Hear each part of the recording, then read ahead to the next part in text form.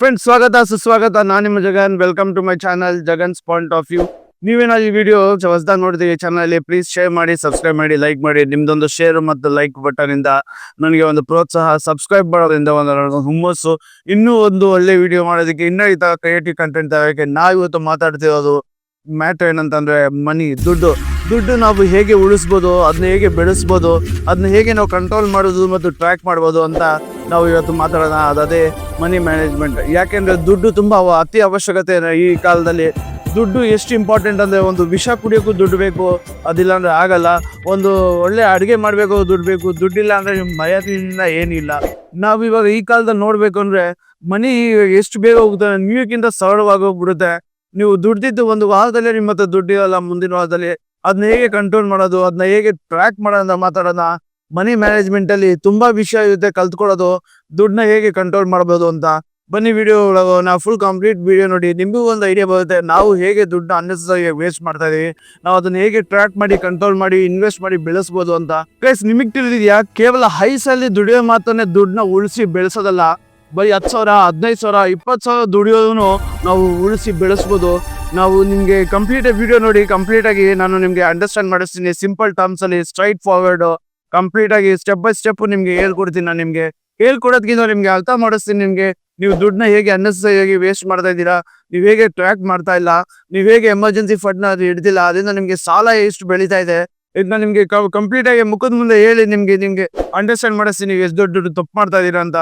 Complete video ನೋಡಿ, ನೀವು ಅರ್ಥ ಮಾಡ್ಕೊಂತೀರಾ ನೀವು ದುಡ್ಡನ್ನ ಹೇಗೆ ಅನ್ನೆಸರಿ ವೇಸ್ಟ್ ಮಾಡ್ತಾ ಇದ್ದೀರಾ ಅಂತ. ಗೈಸ್, ಮೊದಲು ತಿಳ್ಕೊಳ್ಳಿ, ನೀವು ದುಡಿಯೋ ದುಡ್ಡು ಎಲ್ಲಿ ಹೋಗ್ತಾ ಇದೆ ಅಂತ, ಹೆಂಗೆ ನೀವು ಅನ್ನೆಸರಿ ಖರ್ಚು ಮಾಡ್ತಾ ಇರೋದ. ಅದಕ್ಕೆ ಏನ್ ಮಾಡ್ಬೇಕು ಅಂದ್ರೆ, ನೀವು ದುಡ್ಡು ದುಡಿಯೋದು ದೊಡ್ಡ ವಿಷಯ ಅಲ್ಲ, ಅದನ್ನ ಟ್ರ್ಯಾಕು ಮಾಡ್ಬೇಕು. ಹೇಗೆ ಅಂತಂದ್ರೆ, ನಿಮ್ಮ ಮನೆ ಬಾಡಿಗೆ, ನಿಮ್ಮ ಮನೆ ಬಿಲ್ಲು, ನಿಮ್ಮ ಕರೆಂಟ್ ಬಿಲ್ಲು, ನೀವು ಇಂಟರ್ನೆಟ್ ಬಿಲ್ಲು, ಏನೇ ಒಂದು ಖರ್ಚಿದ್ರು ಅದನ್ನ ಟ್ರ್ಯಾಕ್ ಮಾಡಿ. ಊಟದ ಬಿಲ್ಲು ಎಲ್ಲ ಪ್ರತಿಯೊಂದನ್ನು ಟ್ರ್ಯಾಕ್ ಮಾಡಿ, ಪ್ರತಿದಿನನೂ ಟ್ರ್ಯಾಕ್ ಮಾಡಿ. ಓಕೆ, ನಾನು ಇವತ್ತು 1,000 ರೂಪಾಯಿ ಇತ್ತು, 1,000 ರೂಪಾಯಿ ನಾನು ಎಲ್ಲೆಲ್ಲಿ ಖರ್ಚು ಮಾಡಿದೆ, ಏನ್ ತಿಂದಿಗೆ ಖರ್ಚು ಮಾಡಿದೆ ಅಂತ ಬರೆದು ಇಟ್ಕೊಳ್ಳಿ. ಅದರಿಂದ ಏನಾಗುತ್ತೆ ಅಂದ್ರೆ, ನಿಮಗೆ ಒಂದು ಗೋಚರ ಆಗುತ್ತೆ, ನಿಮ್ಗೆ ಒಂದು ಅವೇರ್ನೆಸ್ ಬರುತ್ತೆ. ಓಕೆ, ನಾನು 1,000 ರೂಪಾಯಲ್ಲಿ 200 ರೂಪಾಯಿನ ಅನ್ನೆಸರಿ ಖರ್ಚು ಮಾಡಿದ್ದೆ, ಇದನ್ನ ಮಾಡಬಾರ್ದಾಗಿತ್ತು ಅಂತ ಒಂದು ಅವೇರ್ನೆಸ್ ಬಂದಾಗ ನೀವು ನೆಕ್ಸ್ಟ್ ದಿನ ಅದನ್ನ ಮಾಡೋದಿಲ್ಲ. ಅವಾಗ ಅನ್ನೆಸರಿ ಖರ್ಚು ಕಡಿಮೆ ಆಗುತ್ತೆ. ಮೊದಲು ತಿಳ್ಕೊಳ್ಳಿ, ನೀವು ದುಡಿಯೋದು ದೊಡ್ಡ ವಿಷಯ ಅಲ್ಲ, ಅದನ್ನ ಹೇಗೆ ಖರ್ಚು ಮಾಡ್ತಾ ಇದೀರಿ ಅಂತ ಒಂದು ವಿಷಯ ಬರುತ್ತೆ. ಸುಮ್ಮನೆ ಖರ್ಚು ಮಾಡ್ಬಿಟ್ರೆ ನಿಮ್ಗೆ ಅನ್ನೆಸರಿ ಎಕ್ಸ್ಪೆನ್ಸಸ್, ಆಮೇಲೆ ಬಿಕ್ಕಿದೆಲ್ಲ ಸಾಲ ಆಟೋಮೆಟಿಕ್ ಬಂದ್ಬಿಡುತ್ತೆ. ನಿಮ್ಗೊಂದು ಸೀಕ್ರೆಟ್ ಹೇಳ್ಕೊಡ್ತೀನಿ. ತುಂಬಾ ಮಿಲಿಯನರ್ಸ್, ಟಾಟಾ ಮತ್ತು ಅಂಬಾನಿಗಳೆಲ್ಲ ಯೂಸ್ ಮಾಡೋ ಒಂದು ಸಿಂಪಲ್ ಫಾರ್ಮುಲಾ.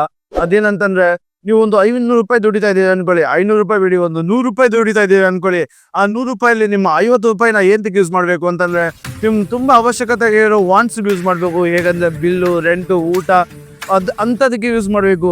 100 ರೂಪಾಯಿ 50 ರೂಪಾಯಿ ಯೂಸ್ ಮಾಡ್ಬಿಟ್ಟು ಇನ್ನೂ 50 ರೂಪಾಯಿ ಉಳಿದಿದೆ. ಆ 50 ರೂಪಾಯಿಲಿ ಇನ್ನೂ 30 ರೂಪಾಯಿನ ನೀವು ನಿಮ್ಮ ಒಂದು ಅವಶ್ಯಕತೆ, ಅತಿ ಅವಶ್ಯಕತೆ ಇರಲ್ಲ, ಹೇಗೆ ಅಂತಂದ್ರೆ ಮೂವಿ, ಪಾರ್ಟಿ, ಸ್ನ್ಯಾಕ್ಸು, ಆ ಥರದಕ್ಕೆ ಯೂಸ್ ಮಾಡಬೇಕು. ಅದರಲ್ಲಿ ಆ 30 ರೂಪಾಯಿಲಿ 80 ರೂಪಾಯಿನ ನೀವು ಖರ್ಚು ಮಾಡ್ಬಿಟ್ಟು ಇನ್ನೂ 20 ರೂಪಾಯಿ ನಿಮ್ಮ ಹತ್ರ ಉಳಿದಿರುತ್ತೆ. ಆ 20 ರೂಪಾಯಿನ ನೀವು ಇನ್ವೆಸ್ಟ್ ಮಾಡಬೇಕು, ಸೇವ್ ಮಾಡಬೇಕು, ಎಮರ್ಜೆನ್ಸಿ ಫಂಡಿಗೆ ತಿರ್ಬೇಕು. ಇದರಲ್ಲಿ ಯಾವ್ದಾದ್ರು ಒಂದು ಯೂಸ್ ಮಾಡಬೇಕು. ಯಾಕೆಂತಂದ್ರೆ, ಒಂದು ಎಮರ್ಜೆನ್ಸಿ ಟೈಮಲ್ಲಿ ಇಲ್ಲ ಒಂದು ಕಾಲದಲ್ಲಿ ನೀವು ಬೇರೆ ಹತ್ರ ಕೇಳೋ ಒಂದು ಅವಶ್ಯಕತೆ ಇರಲ್ಲ. ಇದೊಂದು ಸ್ಮಾಲ್ ಇನ್ವೆಸ್ಟ್ಮೆಂಟ್ ಆದ್ರೂ ಪರವಾಗಿಲ್ಲ, ಒಂದು ಸ್ಮಾಲ್ ಸೇವಿಂಗ್ಸ್ ಆದ್ರೂ ಪರವಾಗಿಲ್ಲ, ಒಂದಲ್ಲ ಒಂದು ಬಿಗ್ ಟರ್ನ್ ಓವರ್ ನಿಮ್ಗೆ ತೋರಿಸುತ್ತೆ. ನೀವು ಇದನ್ನ ಮಾಡಲೇಬೇಕು. ಈ ಫಾರ್ಮುಲಾಸ್ ಏನಂತಂದ್ರೆ 50-30-20 ರೂಲ್ ಅಂತ. ನೀವು 10,000 ದುಡಿತಾ ಇದ್ದೀರಾ ಅಂದ್ರೆ ಅದರಲ್ಲಿ 5,000ನ ನೀವು ಎಸೆನ್ಷಿಯಲ್ ಫಂಡ್ಸ್ ನಾಗಿ ಯೂಸ್ ಮಾಡಬೇಕು. ಅದಾದ್ಮೇಲೆ ಒಂದು ರಿಕ್ವೈರ್ಮೆಂಟ್ಸ್ ಯೂಸ್ ಮಾಡಬೇಕು. ಅದಾದ್ಮೇಲೆ ಒಂದು ಸೇವಿಂಗ್, ಇನ್ವೆಸ್ಟ್ಮೆಂಟ್, ಎಮರ್ಜೆನ್ಸಿ ಫಂಡ್ ಆಗಿ ಯೂಸ್ ಮಾಡಬೇಕು. ನೀವು ಇದನ್ನ ಮಾಡಿ ನೋಡಿ. ನೀವು ಒಂದು 6 ತಿಂಗಳಾದ್ಮೇಲೆ ನೀವು ಒಂದು ಫಿನಾನ್ಷಿಯಲಿ ಯಾವ ತನೂ ಕೇಳೋ ಒಂದು ಪರಿಸ್ಥಿತಿಯಲ್ಲಿ ಇರಲ್ಲ. ನೀವು ನಿಮ್ಮ ದುಡ್ಡನ್ನ ನೀವು ಕರೆಕ್ಟಾಗಿ ಟ್ರ್ಯಾಕ್ ಮಾಡ್ತಾ ಇರ್ತೀರಾ. ಟ್ರ್ಯಾಕ್ ಮಾಡೋದ, ನೀವು ದುಡ್ಡನ್ನ ಕರೆಕ್ಟಾಗಿ ಎತ್ತಿರ್ತೀರಾ. ಒಂದು ರೆಸ್ಪಾನ್ಸಿಬಲ್ ಪರ್ಸನ್ ಆಗಿರ್ತೀರಾ ನೀವು ಫಿನಾನ್ಷಿಯಲಿ. ನಿಮ್ಗೊಂದು ಸ್ಮಾಲ್ ಟಿಪ್ಸ್ ಹೇಳ್ಕೊಡ್ತೀನಿ. ಏನಂತಂದ್ರೆ, ಬಜೆಟಿಂಗ್ ಟಿಪ್ಸ್. ಈ ಬಜೆಟ್ ಟಿಪ್ಸ್ನ ಹೇಗೆ ನಾವು ಯೂಸ್ ಮಾಡ್ಬೋದು ಅಂದ್ರೆ, ನೀವೇನಾದ್ರು ಕಂಪ್ಲೀಟ್ ಆಗಿ ಬಜೆಟ್ ಟಿಪ್ಸ್ನ ನೀವು ಕಂಟ್ರೋಲ್ ಮಾಡಿ ಅಂದ್ರೆ, ಆ ಬಜೆಟ್ ನಿಮ್ಮನ್ನ ಕಂಟ್ರೋಲ್ ಮಾಡಕ್ಕೆ ಸ್ಟಾರ್ಟ್ ಮಾಡ್ಬಿಡ್ತದೆ. ನೀವು ಬಜೆಟ್ನ ಹೇಗೆ ಕಂಟ್ರೋಲ್ ಮಾಡ್ಬೋದು ಅಂದ್ರೆ, ನಿಮ್ಮ ಹತ್ರ ಒಂದು 10 ರೂಪಾಯಿ ಬಜೆಟ್ ಇದೆ ಅಂತಂದ್ರೆ, ಈ 10 ರೂಪಾಯಿ ಬಜೆಟ್ನ ನೀವು ಅದರಲ್ಲಿ ಫಿಕ್ಸ್ಡ್ ಎಕ್ಸ್ಪೆನ್ಸಸ್ನ ನೀವು ಬರೆದಿಟ್ಕೊಬೇಕು. ಓಕೆ, ಈ ಫಿಕ್ಸ್ಡ್ ಎಕ್ಸ್ಪೆನ್ಸಸ್ 10 ರೂಪಾಯಲ್ಲಿ ಇಷ್ಟಕ್ಕೆ ಹೋಗಿ ಆಗುತ್ತೆ. ನಾವು ಅದ್ರ ಮೇಲೆ ಫಿಕ್ಸ್ ಬಜೆಟಿನ ನಾವು ಏನು ತೆಗಿಬೋದು.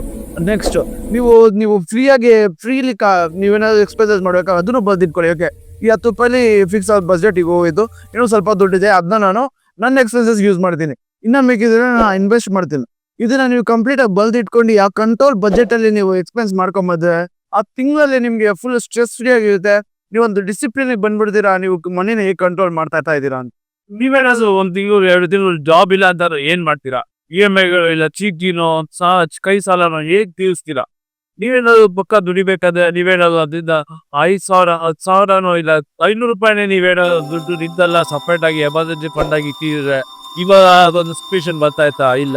ನೀವು 2 ತಿಂಗಳು 3 ತಿಂಗಳು ನೀವು ಗ್ಯಾಪ್ ಆಗಿ ಆರಾಮಾಗಿ ನಿಮ್ ಕೆಲಸನ ಗ್ಯಾಪ್ ತಗೊಬೋದು. ನೀವೇನಾದ್ರು ಎಮರ್ಜೆನ್ಸಿ ಫಂಡ್ ನ ನೀವು ಸೇವ್ ಮಾಡ್ಕೊಂಡ್ ಬರ್ತಿದ್ರೆ ಎವ್ರಿ ಮಂತ್ 500 ಇಂದ ಸ್ಟಾರ್ಟ್ ಮಾಡಿ. 500 ಅಂತ ಸ್ಟಾರ್ಟ್ ಮಾಡಿದ್ರೆ ನಾವು ವರ್ಷಕ್ಕೆ ಇಷ್ಟು ಅಮೌಂಟ್ ಅಂತ ಸೇವ್ ಕೊಟ್ಬಿಡುತ್ತೆ ನಿಮ್ಮ ಅಕೌಂಟ್ ಅಲ್ಲಿ.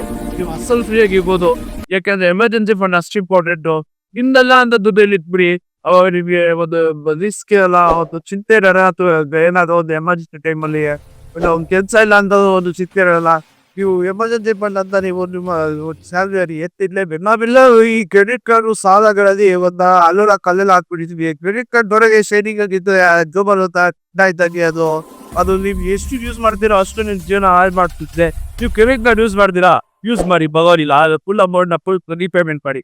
ನಿಮ್ಗೆ ರೀಪೇಮೆಂಟ್ ಮಾಡೋಣ ಮಾಡಕ್ಕೆ ಹೋಗ್ಬೇಡಿ. ನೀವು ಕ್ರೆಡಿಟ್ ಕಾರ್ಡ್ ನ ಯೂಸ್ ಇಲ್ಲ ಹೌದು ಸ್ಪೆಂಡ್ ಏನ್ ಮಾಡ್ಬೇಕು ನಿಮ್ ಕೈಲಿ ಪೇ ಮಾಡೋಕ್ಕಾಗಿಲ್ಲ ಅಂತಂದ್ರೆ ಅದೊಂದು ಅವಾಯ್ಡ್ ಮಾಡಿ. ಕ್ರೆಡಿಟ್ ಕಾರ್ಡ್ ನ ಅವಾಯ್ಡ್ ಮಾಡಿ, ಡೆತ್ ಅವಾಯ್ಡ್ ಮಾಡಿ.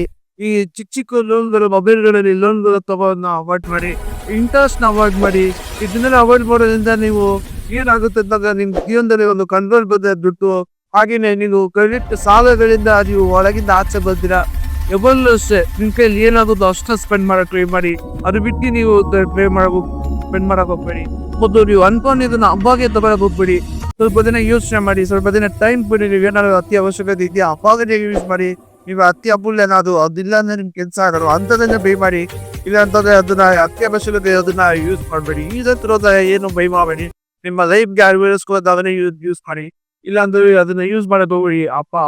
ತುಂಬಾ ಇಂಪಾರ್ಟೆಂಟ್. ಕ್ರೆಡಿಟ್ ಕಾರ್ಡ್ ಈಸ್ಕೊಂಡೆ ಅದನ್ನ EMI ಕನ್ವರ್ಟ್ ಮಾಡ್ಬೋದು. ದೊಡ್ಡ ಆಪ್ ಅಲ್ಲಿ ಸಿಗೋಣಕ್ಕೆ ನೀವು ಕ್ರೆಡಿಟ್ ಕಾರ್ಡ್ ಈಸ್ಕೊಂಡ ಫುಲ್ ಪೇಮೆಂಟ್ ಪೇ ಮಾಡಕ್ ಟ್ರೈ ಮಾಡಿ. ನೀವು ಇಷ್ಟೆಲ್ಲ ದುಡ್ಡು ಉಳಿಸಿ ನೀವು ಒಂದು ಸ್ಮಾಲ್ ಇನ್ವೆಸ್ಟ್ಮೆಂಟ್ ಮಾಡಿ ಅಂದ್ರೆ ಬೇಸ್ಟ್ ಆಗ್ಬಿಡುತ್ತೆ. ಒಂದು ಸ್ಮಾಲ್ ಇನ್ವೆಸ್ಟ್ಮೆಂಟ್ ಸ್ಟಾರ್ಟ್ ಮಾಡಿ. ಕೇವಲ ₹500 ಸ್ಟಾರ್ಟ್ ಮಾಡ್ಬೋದು. ಒಂದು SIP ಇನ್ವೆಸ್ಟ್ಮೆಂಟ್ ಮಾಡ್ಬೋದು. SIP ಮ್ಯೂಚುವಲ್ ಫಂಡ್ಸ್ ಅಲ್ಲಿ ಇನ್ವೆಸ್ಟ್ ಮಾಡ್ಬೋದು. ರೆಕರಿಂಗ್ ಡೆಪಾಸಿಟ್ RD ಇನ್ವೆಸ್ಟ್ ಮಾಡ್ಬೋದು. ಒಂದು ಸ್ಮಾಲ್ ಇನ್ವೆಸ್ಟ್ಮೆಂಟ್ ನಿಮ್ಮ ಫ್ಯೂಚರ್ ಸೆಕ್ಯೂರ್ ಮಾಡುತ್ತೆ. ಒಂದು ಸ್ಮಾಲ್ ಇನ್ವೆಸ್ಟ್ಮೆಂಟ್ ಇಂದ ನಿಮ್ಮ ಒಂದು ಭವಿಷ್ಯ ಒಂದು ಉಜ್ವಲ ಆಗ್ತದೆ.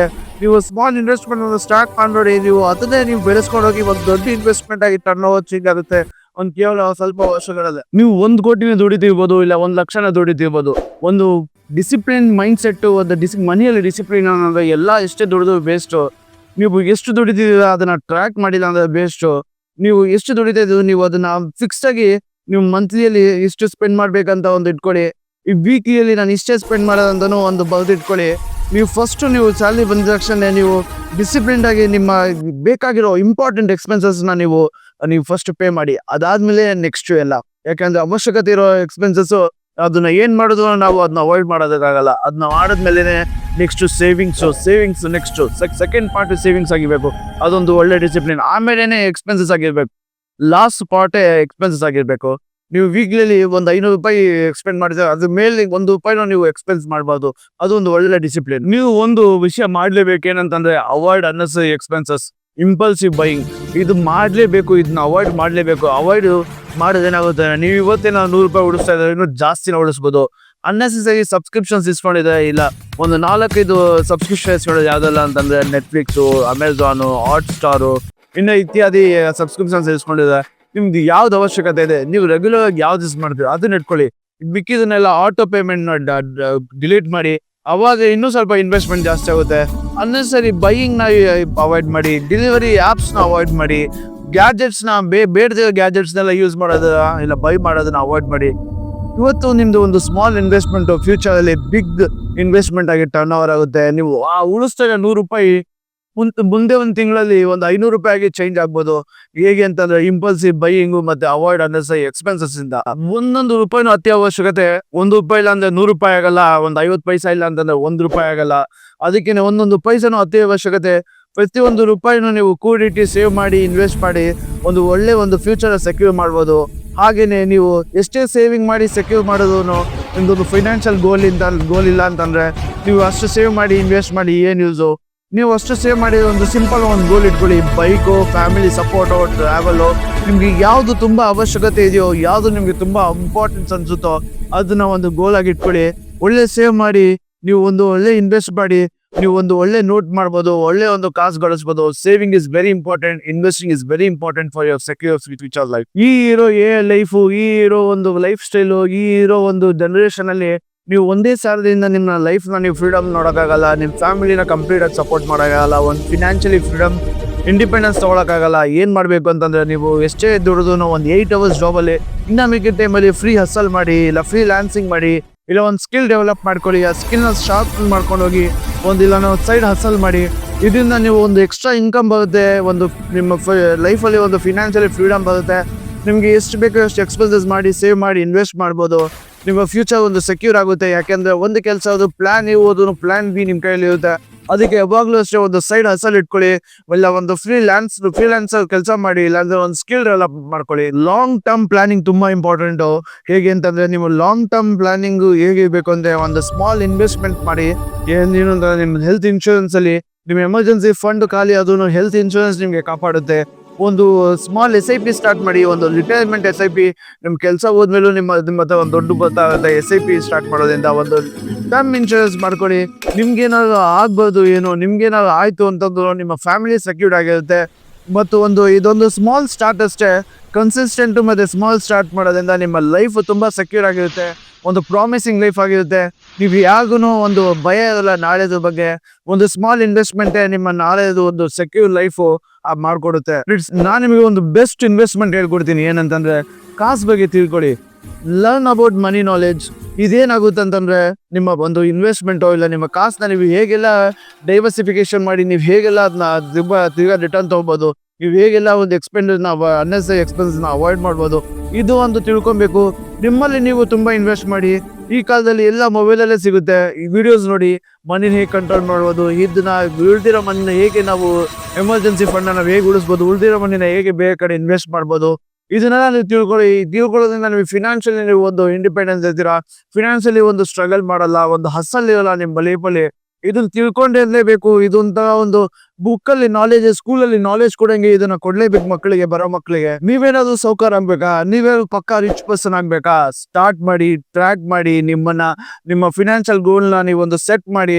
ಇಲ್ಲ ಅಂತಂದ್ರೆ ನೀವು ಎಷ್ಟು ಬಡವರಿದ್ದೀರೋ ಅಷ್ಟೇ ಬಡವರಾಗ್ತೀರಾ, ಸೌಕರ್ಯ ಆಗ್ತಾ ಇರ್ತಾರೆ ಇವೆಲ್ಲ ಮಾಡೋರು. ಇದೇನಾದ್ರು ನಿಮ್ದು ವಿಡಿಯೋ ನಿಮ್ಗೆ ಸಪೋರ್ಟ್ ಮಾಡಿ, ನಿಮ್ಗೆ ಒಂದು ಸ್ವಲ್ಪ ನಾಲೆಜ್ ಮಾಡಿದ್ರೆ ಪ್ಲೀಸ್ ಶೇರ್ ಮಾಡಿ, ಸಬ್ಸ್ಕ್ರೈಬ್ ಮಾಡಿ, ಲೈಕ್ ಮಾಡಿ. Even one rupee is a smart move. Even a small investment is a big investment. Even a small savings is a big savings. Please ನಿಮ್ಮ ಕಾಸನ್ನ ನೀವು ತುಂಬ ಜವಾಬ್ದಾರಿಯಿಂದ ಸ್ಪೆಂಡ್ ಮಾಡಿ, ತುಂಬ ಜವಾಬ್ದಾರಿಯಿಂದ ನೀವು ಇನ್ವೆಸ್ಟ್ ಮಾಡಿ. Thank you very much. Have a great day. ಈ ವಿಡಿಯೋ ನಿಮಗೆ ತುಂಬ ಒಂದು ಹೆಲ್ಪ್ಫುಲ್ ಆಗಿದೆ ಅನ್ಕೊಂತೀನಿ. ಫ್ರೆಂಡ್ಸ್, ಪ್ಲೀಸ್ ಕಮೆಂಟ್ ಮಾಡಿ ನಿಮ್ಗೆ ಯಾವ ಥರ ನೆಕ್ಸ್ಟ್ ವಿಡಿಯೋ ಬೇಕು, ಯಾವ ಟಾಪಿಕ್ ಮೇಲೆ ವಿಡಿಯೋ ಬೇಕು ಅಂತಂದರೆ ನೀವು ಯಾವ ಟಾಪಿಕ್ನ ಕಮೆಂಟ್ ಮಾಡಿ. ನಾನು ನಿಮ್ಗೆ ಆ ಟಾಪಿಕ್ ಮೇಲೆ ವಿಡಿಯೋ ಮಾಡ್ತೀನಿ. ಹಾಗೇನೆ ಎಷ್ಟೊಂದು ಜನ ವಿಡಿಯೋ ನೋಡ್ತಾ ಇದ್ದೀರಾ, ಅರೌಂಡ್ 67% ಜನ ಹೊಸ ಯೂಸರ್ಸ್ ವಿಡಿಯೋ ನೋಡ್ತಾ ಇದ್ದೀರಾ, ಯಾವುದು ಸಬ್ಸ್ಕ್ರೈಬ್ ಮಾಡ್ತಿಲ್ಲ. ಪ್ಲೀಸ್ ಸಬ್ಸ್ಕ್ರೈಬ್ ಮಾಡಿ. ಹಾಗೆ ನಿಮ್ಮ ಫ್ರೆಂಡ್ಸ್ಗೆ ಯಾವ್ದಾದ್ರು ಮನಿ ಇನ್ವೆಸ್ಟ್ಮೆಂಟ್ ಬಗ್ಗೆ ಪ್ರಾಬ್ಲಮ್ ಇತ್ತು ಅಂದರೆ, ಮನಿ ಕಂಟ್ರೋಲ್ ಬಗ್ಗೆ ಪ್ರಾಬ್ಲಮ್ ಇತ್ತು ಅಂದರೆ ಈ ವಿಡಿಯೋನ ಶೇರ್ ಮಾಡಿ.